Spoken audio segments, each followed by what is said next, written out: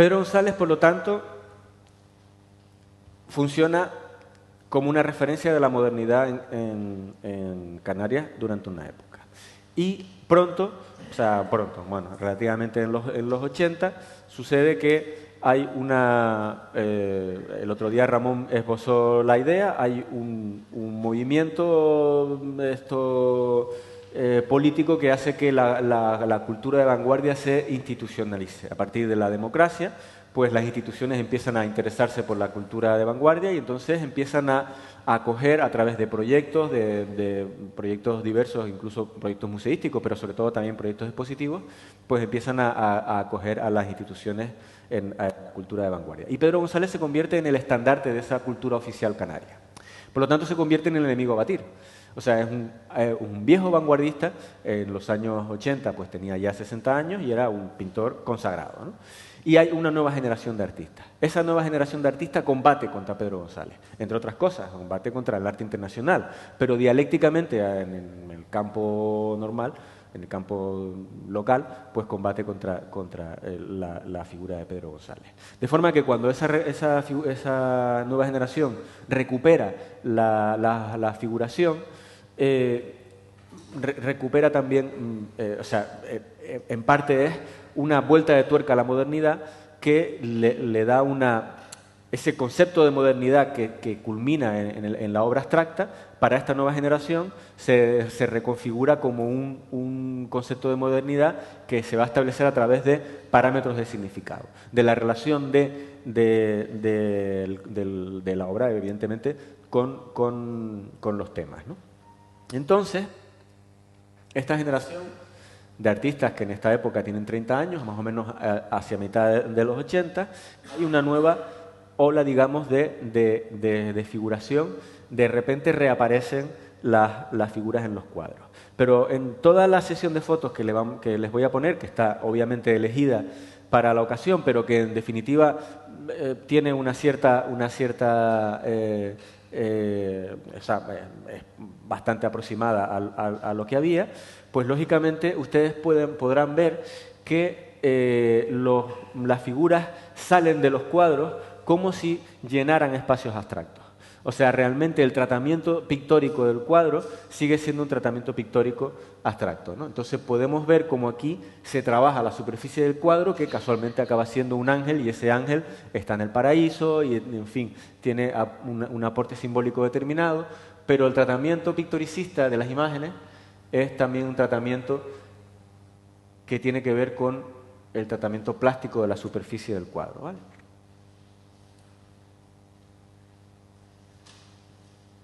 Y hay una serie de artistas que luego serían etiquetados como la generación 70, que trabajan en estos parámetros recuperando la figuración en determinados contextos, pero siempre dentro de una óptica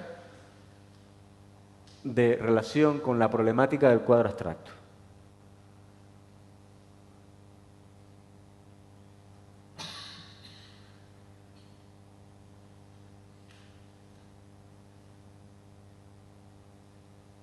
Este cuadro, por ejemplo, el que citó el otro día Ramón, hablando de la isla, de la permanencia del concepto de isla, aparte lo podemos estudiar o orientar, lo podemos enfocar por el impacto que tenía su iconografía, pero también lo podemos enfocar como esa imagen de tratamiento. Ven los chorretes, las texturas, las diferentes cualidades que se buscan en el cuadro para darle la mayor materialidad posible, ¿vale? Y eso lo vemos en un montón de pintores.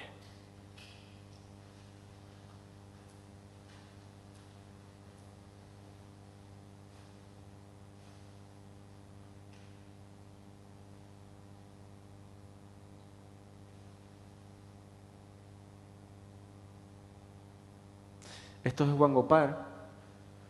Siguen más la órbita responden más al concepto de espacio de Tapies que al de Pedro González. Pero bueno, también lo he metido aquí un poquito. Y aunque en escultura se sale un poco del discurso, también habían cosas en escultura que tenían que ver con esta lógica de la abstracción como referencia plástica para la obra, ¿no? Bueno, hay muchos. ¿De acuerdo? Todo esto configura una corriente artística porque todos estos que les estoy montando, que les estoy poniendo, son artistas bastante relevantes, que ahora han hecho obras maduras. Muchos de ellos se han alejado de los postulados que les estoy poniendo, porque, claro, yo les estoy poniendo cuadros sobre todo de los años 80 y 90, pero la evolución posterior de estos artistas pues han ido cada uno por un lado diferente y ya evidentemente al crecer, al madurar como artistas, pues ya las cuestiones se diversifican, ¿no? Pero en principio podemos ver cómo hay una cierta equiparación o un cierto regusto por estas plásticas que, si no siguen la corriente de Pedro González, evidentemente, porque esto no parece un Pedro González, sí que maneja el mismo concepto de carnalidad pictórica, ¿vale? Claro, alguien puede pensar, ¿y esto cómo podría ser? Porque lo lógico es que los cuadros abstractos sean así, pero no tienen por qué ser así. Los cuadros abstractos pueden ser de muy diferente estilo. Pueden estar basados, esta es de Motherwell, que Ramón también lo citó como una referencia importante para muchos de estos artistas, pero este cuadro tiene una plasticidad completamente diferente. Está basada en otra cuestión que tiene que ver más con el gesto que con el tratamiento de las superficies. O este otro de Luis Palmero, que es un cuadro abstracto también, o bueno, tiene alguna referencia, nos puede sonar alguna cosa, pero básicamente es un cuadro abstracto y, como ven, el tratamiento de la superficie es completamente distinto. El concepto de la plasticidad del cuadro se basa en cosas diferentes, ¿no?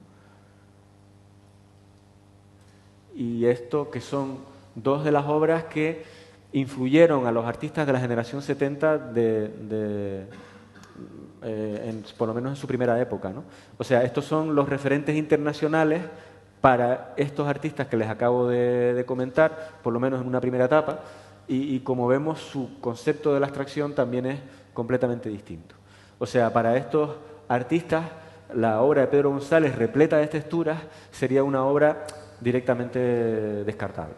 O sea, esta gente trabajaba la abstracción en un nivel de radicalidad bastante diferente, con lo cual el concepto de plasticidad es muy distinto, ¿vale? Esa es un poco la idea. Fíjense cómo se reinterpretó esta plástica dentro del ámbito canario. Ven cómo los mismos elementos de repente tienen texturas, y las texturas es ese concepto de que la riqueza plástica del cuadro reside en la piel, no tanto en la conceptualización de las estructuras del cuadro o en el gesto, sino en la piel pictórica, ¿no? Bueno, segundo episodio. En los años 80, a mediados de los 80, vienen a Canarias los neoexpresionismos. Los neoexpresionismos que se ponen de moda durante la época, esto vuelven, estallan en toda Europa, incluso en todo el mundo, en dos modernidades enormes, dos modas, que son la transvanguardia y el neoexpresionismo alemán, que se difunden por toda Europa y que en Canarias conocemos a través de la actividad de la Galería Leyendecker. Y estos hacían este tipo de cuadros que, como pueden ver, no tienen nada que ver con lo que estamos hablando. Son cuadros completamente diferentes. A ver, este es otro, de Docupil. Este es Docupil, que es el señor que les citaba al principio. Y es una pintura aguerrida que elude deliberadamente cualquier noción de calidad pictórica, de buen acabado, de buena calidad, ¿no? Y en España se puso de moda Barceló, que Barceló sí que tiene un poco esa cualidad, esa calidad pictórica de una manera un poquito más clara, y que influyó más decisivamente a las reinterpretaciones que se hicieron en el ámbito canario de esos neoexpresionismos. Aquí se involucraba de nuevo una especie de juego con el surrealismo, en el sentido de introducir referencias figurativas arbitrarias o intuitivas y tal, y también se jugaba con las calidades pictóricas, ¿no? Incluso obras como esta de Luis Palmero, que es de los primeros cuadros que pintó Luis Palmero, luego él evolucionaría hacia políticas más minimalistas, pero en un principio sus primeras obras tenían este tipo de ecuación más formal, ¿no? Vale, entonces, de los artistas más que reinterpretaron mejor estas poéticas de los años 80, que acabaron en una, digamos, discusión nuevamente de la pintura de Pedro González. Y les vuelvo a repetir que la pintura de Pedro González durante los años 80 y 90 fue muy jerárquica. Aparecía en todas las instituciones, se hacía una exposición prácticamente anual de Pedro González, lo cual es realmente agotador, ¿no? Porque su obra se seguía muy al milímetro, había mucha exposición de obra de Pedro González y dominaba el mercado, hasta el punto de que era un artista para mucha gente francamente antipático, ¿no? Y la rebelión contra Pedro González, curiosamente, seguía manteniendo esa carnalidad pictórica. Entonces, hay como una cierta permanencia de ese tratamiento formal, de esa experiencia plástica de la superficie del cuadro en casi toda la pintura. Bien, este cuadro, por ejemplo, de José Luis Pérez Navarro se parece mucho a los de Juan José Gil, que vimos hace poco, que eran 20 años anteriores a este, ¿no? Y luego el otro gran pintor de esta época era Juan Hernández, que fue un pintor que murió joven, yo creo que tenía 30 y pocos años al morir, que era se suponía que era el gran genio canario, era un pintor muy notable y que interpretaba como nadie esa nueva plástica, ¿no?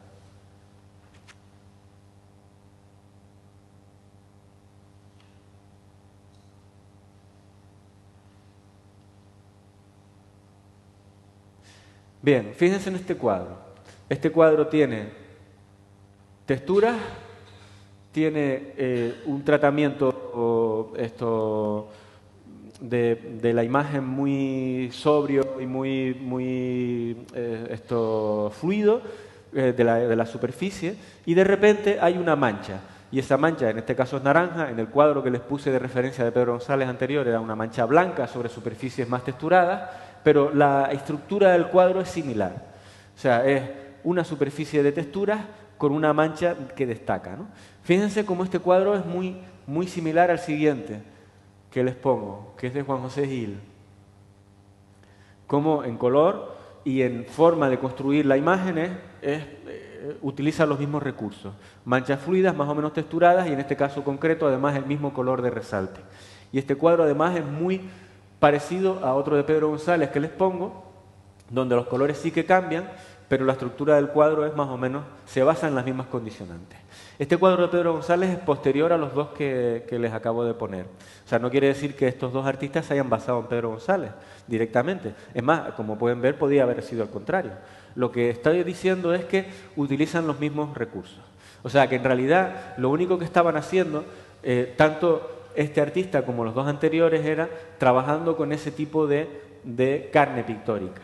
Lo que pasa es que la única diferencia era que los dos anteriores eran artistas más jóvenes, más frescos, y tenían unos aportes iconográficos diferentes. Los aportes iconográficos de Pedro González, en este caso un señor de 60 años ya, pues eran unos aportes iconográficos más tradicionales. Mientras que esta nueva pintura venía con una dimensión de frescura mucho mayor, pero sin embargo estaban haciendo en definitiva lo mismo, ¿no? Y eso se ve, bueno, en bastantes casos también, ¿no?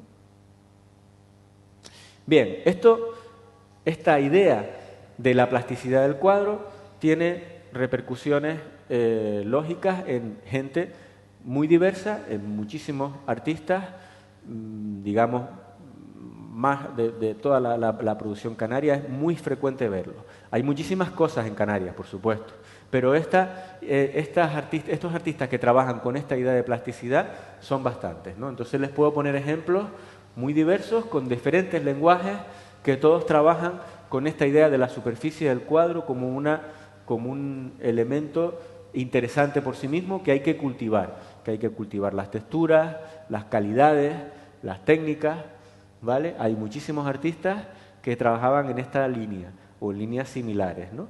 Fíjense cómo los lenguajes son muy diferentes. Sin embargo, la lógica de la plasticidad de la superficie pictórica pues es muy, muy cercana, ¿no?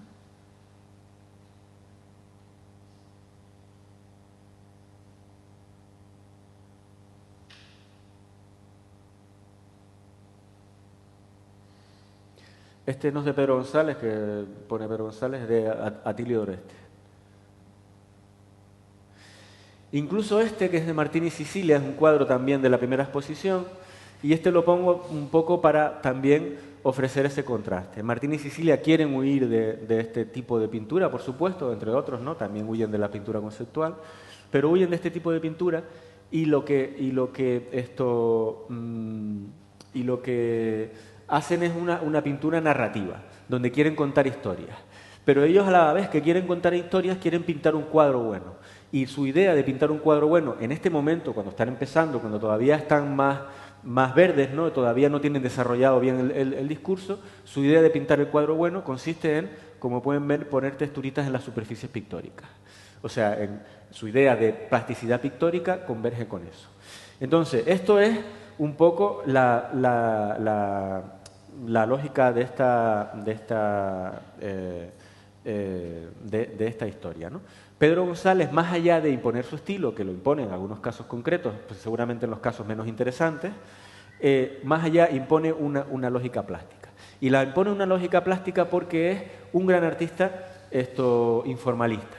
Y Canarias ha tenido un gran artista informalista, que es Pedro González, pero curiosamente no ha tenido ningún gran artista pop, no ha tenido ningún gran artista conceptual, no ha tenido ningún gran artista minimalista, porque todas esas vanguardias, de igual que las del primer cuarto de siglo, pasaron por el ambiente artístico canario de los años 60 y 70 así difuminadas. No llegaron aquí. No llegaron por las razones que fueran, ¿no? Pero, por lo tanto, el discurso que se estableció fue el de referencia, ¿no? Tanto para seguir como para contrastar, fue el discurso informalista. Curiosamente, en Las Palmas no sucedió lo mismo, porque en Las Palmas no hubo un gran artista informalista. Pedro González expuso allí ocasionalmente, eso es lógico, o sea, iba para allá y para acá también, pero donde más expuso y donde más ejerció su influencia, incluso, lógicamente, a nivel de docencia, porque él dio clases primero en la Escuela Superior de Bellas Artes y luego en la facultad, pues fue en Tenerife. Y en Las Palmas, sin embargo, quien ejerció su influencia fue Juan Hidalgo, que ya hablaremos de él más adelante, ¿no? Pero Juan Hidalgo, que era un artista fluxus, estuvo en Las Palmas, ejerció allí su conversación, en realidad, igual que Westerdahl y igual que Pedro González aquí, pues allí en Las Palmas tuvo conversación Juan Hidalgo, y eso tiene que ver con la diferencia sustancial que existe en la creación artística contemporánea en los años 80-90, pero también a principios del 2000, entre Tenerife y Gran Canaria, ¿no? Y cuando hablo de Tenerife y Gran Canaria no hablo de personas, ¿eh? O sea, hay digamos, me refiero que no es que los gran canarios pinten de una manera y los tinerfeños pintan de otra. No tiene nada que ver con dónde se nace, sino con de dónde estás formándote culturalmente. De hecho, de la gente que les he puesto, pues hay algunos que son de Gran Canaria, otros son de La Palma, yo qué sé, de diversos sitios. Eso no tiene nada que ver, ¿no? Pero sí es verdad que los ambientes artísticos de Tenerife y de Gran Canaria se configuraron de una manera diferente en base a los distintos referentes fundamentales que tenían allí. Y otro elemento central era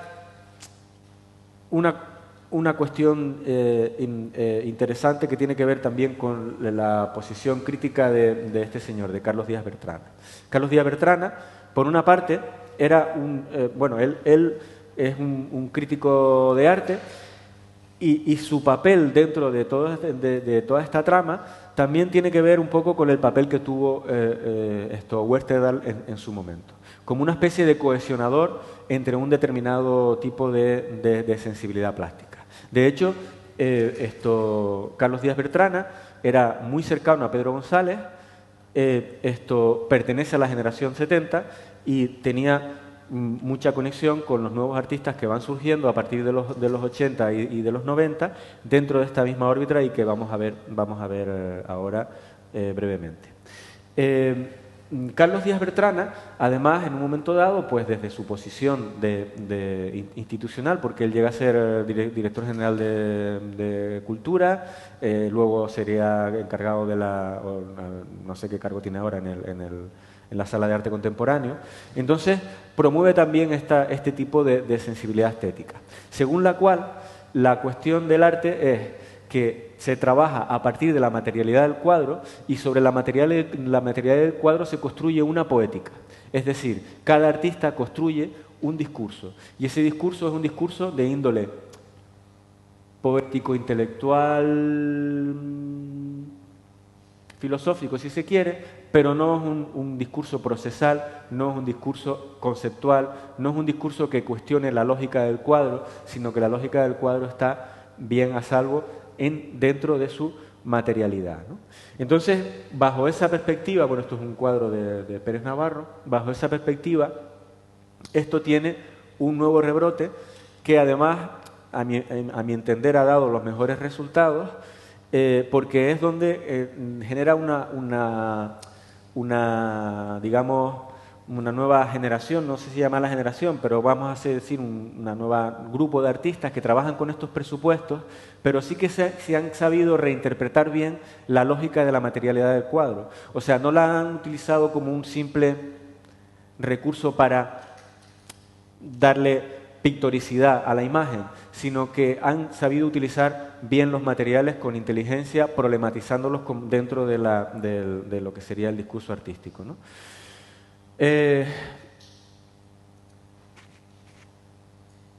Bueno, entre ellos rápidamente citaría a Sema Castro, que tiene por su propia lógica pictórica, pues tiene claras conexiones con el surrealismo también, con la forma de pintar surrealista.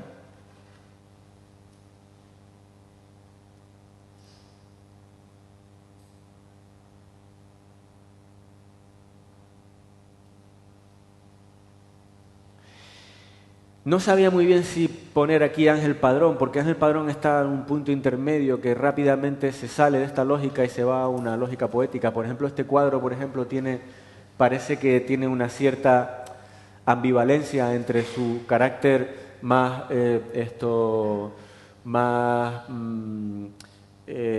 plástico y su carácter más poético, mientras que este, que es casi igual de la misma época, ya empieza a ser más poético que plástico, entonces ya es una obra que tiene más que ver con otras cuestiones, no con la plástica intrínseca, en fin. Y aquí ya digamos que se aleja bastante de eso porque todo es discurso. Pero voy a citar a 4 artistas que a mi modo de ver son artistas que surgieron en la época de los 90. A mi modo de ver, han reinterpretado bien toda esta lógica de la plástica, ¿no?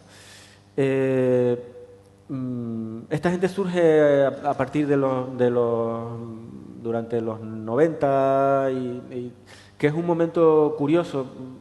Hablaremos ahora en la mesa redonda de eso, sobre todo porque es el momento en el que más dinero se invierte en la cultura en Canarias por parte de las instituciones, sobre todo el Gobierno de Canarias, también el Cabildo, pero sobre todo el Gobierno de Canarias.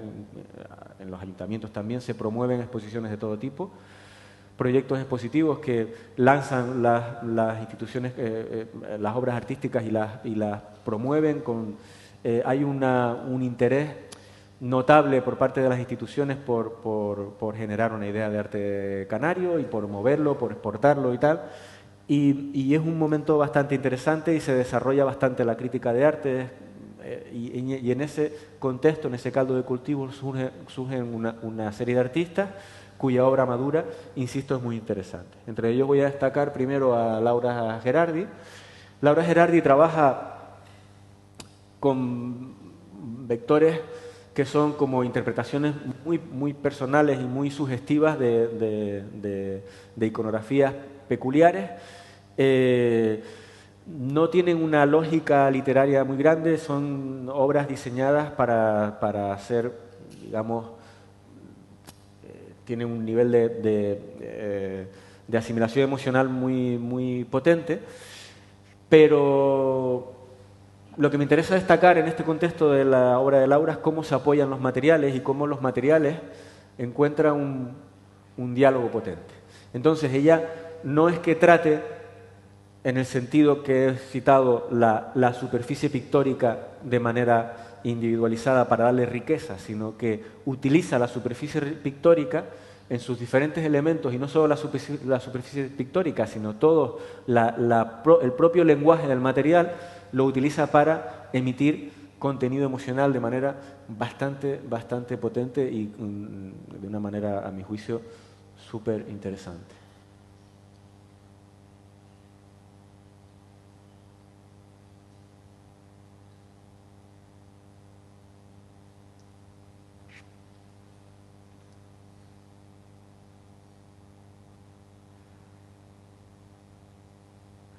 La segunda referencia que voy a poner es la de Santiago Palenzuela.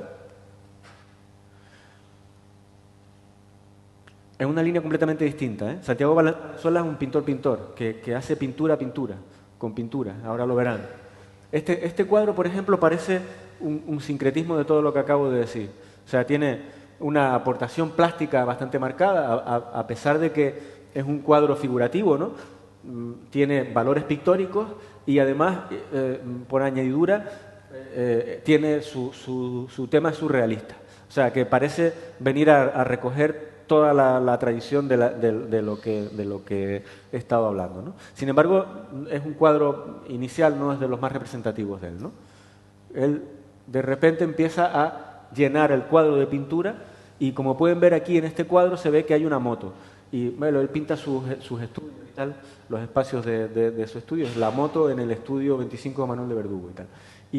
Pero si se fijan, la plástica pictórica se apodera del cuadro y al final lo que queda es masas de pintura superpuestas una sobre otra de manera crecientemente potente, de manera que el cuadro literalmente rebosa de pintura. Se convierte directamente en un objeto, muchas veces él ha terminado haciendo esculturas, ¿no? Se convierten en esculturas pictóricas.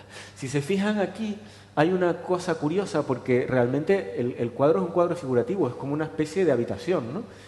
Donde la luz es lo que debería ser el fondo, en realidad viene hacia adelante, es la forma, porque es lo que tiene la masa pictórica más potente, que es el blanco ese acusado.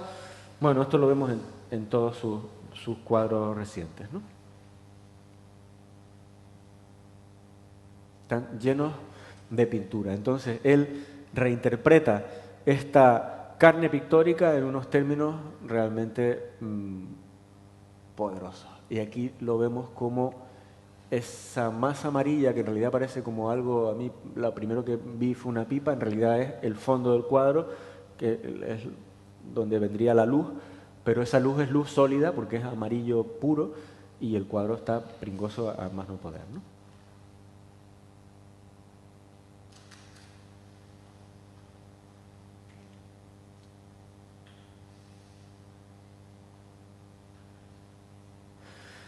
La tercera persona que, a mi juicio, ha hecho una estupenda interpretación de esta historia es Emilia Martín Fierro, que también en una órbita similar pero distinta, con un tono completamente distinto al de Laura Gerardi, utiliza los materiales como elementos retóricos en los cuales emite contenidos y la superficie del cuadro es tratada de la misma manera, no como un elemento, digamos, de riqueza pictórica en sí, sino como una forma de emitir contenido a través de la propia dinámica del material, ¿no? Entonces los cuadros se convierten en verdaderos estructuras súper complejas donde están funcionando a la vez diferentes planos de profundidad, planos de materiales, planos de textura, planos de representación, pero que tiene, insisto, esa lógica dialéctica, que no es solo una forma de representar una simple carne pictórica. Y el cuarto y último de los ejemplos que les pongo de esta reinterpretación de esta línea sería Julio Blanca. Entonces Julio Blancas es un artista que se apoya también en la superficie pictórica. En este caso estaría a un punto intermedio entre una obra muy pictoricista, en esos términos de lo que estaba hablando, pero también una obra que tiene un aspecto performático importante, porque aquí el propio trabajo de Julio a la hora de dibujar, esto es un dibujo hecho a mano, un dibujo de gran formato, más o menos tendrá el tamaño un poco más pequeño que el de la foto en sí, el de la imagen. Y ese dibujo hecho a lápiz tiene un montón de trabajo detrás, y ese trabajo queda impregnado en la obra de una manera muy marcada, ¿no? Pero sobre todo lo que apuntala a la obra es la potente visualidad que tiene, no tanto en estos casos como en otros que vamos a ver. Este sería un bosque posterior, este sí que es incluso más grande que la imagen proyectada, que tiene la misma estructura, pero el proyecto posterior de Julio llevaría a hacer este tipo de cosas. No sé si lo han visto. Si no lo han visto, yo les sugiero que vayan a la exposición que tiene ahora mismo abierta en la Galería Artisar. Es una exposición magnífica donde pueden ver estos cuadros. Y estos cuadros son en superficies más o menos planas, pues él trabaja con grafitos, y esos grafitos luego, cuando tiene todo lleno de lápiz grafito, toda la superficie está negra, lo que hace es literalmente peinar. Simplemente con el trazo, las diferencias de negro producidas por el trazo del lápiz genera estas especies de aguas o de espacios que ven ahí, y que son espacios que van cambiando según la orientación con el que veamos el dibujo, ¿no? Eso lo podemos ver en otros por aquí.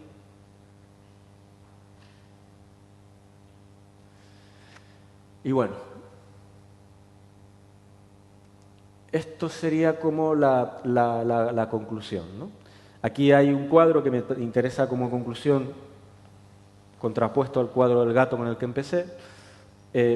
La idea es que Julio ha llegado a un punto en el que el cuadro se convierte en un elemento enigmático. Aquí vive una imagen minimalista, sin duda alguna, porque en definitiva es un cuadro completamente negro, pero ese cuadro completamente negro lo estamos mirando y tiene unas cosas, unas superficies extrañas que se van moviendo conforme a la luz. Fotografiar un cuadro de esto es endiablado, hay que ser un auténtico crack para fotografiar este tipo de obra, y uno lo va mirando y va viendo cosas, pero básicamente lo que vemos es un cuadro negro, o sea, una reducción a lo absoluto, repleto de cuestiones, ¿no? La idea es que Julio Blancas es un autor singular, igual que los otros tres que les acabo de mencionar, ¿no? Pero la idea es que él obviamente no se relaciona con Pedro González, ni con la tradición del arte en Canarias en este lado. Pero lo cierto es que está haciendo en Canarias, está pintando en Canarias, está en un contexto determinado donde tiene especialmente acogida este tipo de discursos. Lo que pasa que en su caso, como digo, los ha reinterpretado bien. Y bueno, pues acabamos aquí. Y vamos a hacer ahora una mesa redonda, vamos a hacer un descansito de 20 minutos para que puedan respirar un poco. Y a las 7 seguimos con la mesa redonda. Muchas gracias.